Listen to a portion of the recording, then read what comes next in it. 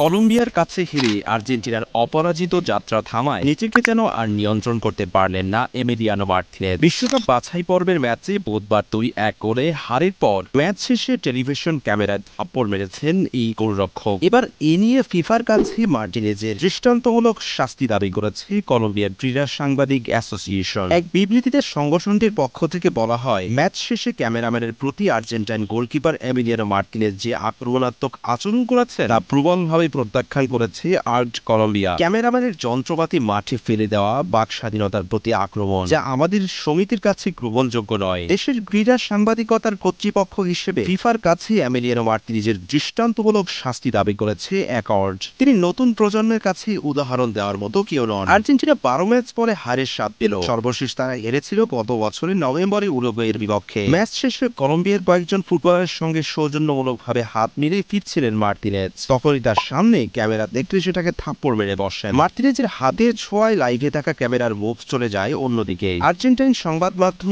টিওআইসি sports লিখেছে, বিতর্কিত পেনাল্টির সিদ্ধান্তের কারণে ক্ষুব্ধ ছিলেন মার্টিনেজ, সে কারণেই এমন কাণ্ড ঘটিয়েছে। এই পেনাল্টি পাওয়া নিয়েই দুই দলের খেলোয়াড়দের মধ্যে তর্কাতর্কি হয়েছে। এর আগেও মার্টিনেজ উত্তেজিত হয়ে কয়েকবার নিরাপত্তা কর্মীদের থাপ্পড় মেরেছিলেন।